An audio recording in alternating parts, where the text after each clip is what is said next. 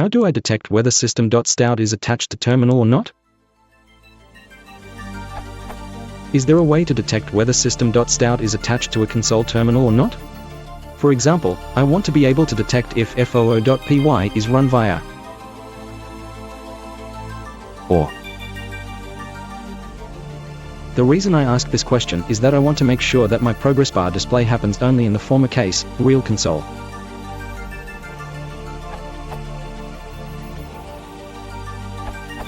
This can be detected using Sys.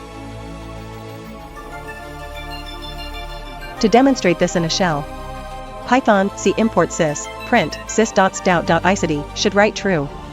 Python C import sys print sys.stdout.isd cat should write false.